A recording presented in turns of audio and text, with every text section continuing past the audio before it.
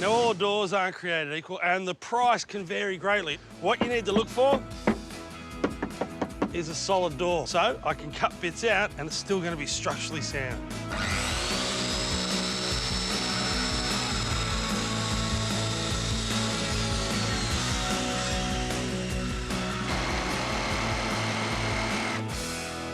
All right, so the plan is to take out this large panel here, create a couple of shelves, and at the bottom, a little table that you can work at.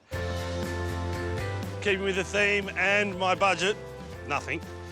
I'm using fence palings to box it out and to create the shelves.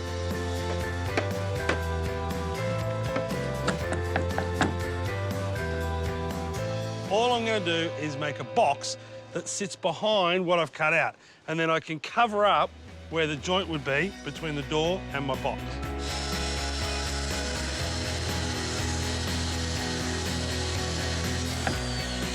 Now, putting the bucket underneath where your cut is using your brain and not using your back.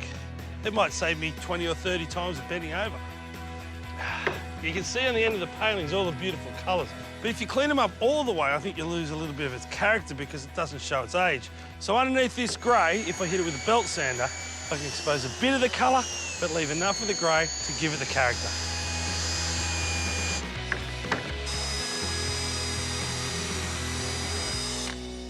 To keep the palings together, I've got smaller fence palings that are called cleats. They're going to go behind. Now, fence palings, being standing out in the Aussie sun for 30 or 40 years, are extremely dry. So if you were to put a screw or a nail straight through it, it would split rather than have that give that new wood would.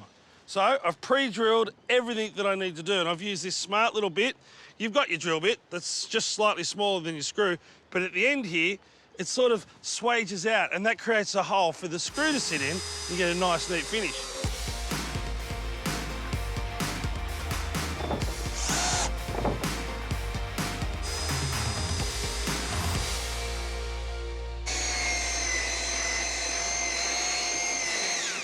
Now, don't stress if your door's a little bit ugly because you can de-stress it and go over it with a belt sander like I have.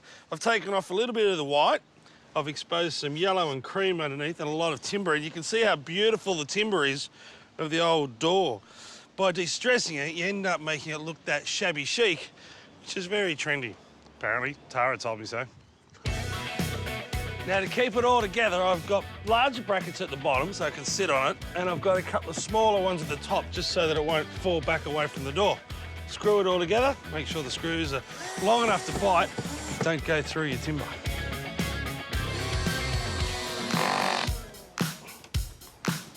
How good's that look? I've got a little sill to go on the base of this. It just makes it nice and deep here. And if I'm going to be doing some work, I need as much space as possible.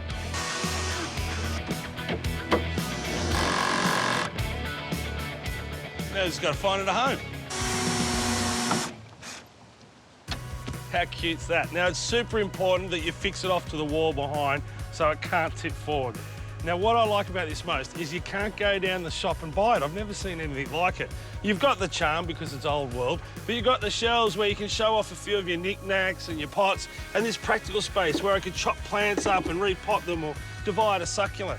You knock it over in a day, and all it is an old door and some fence palings.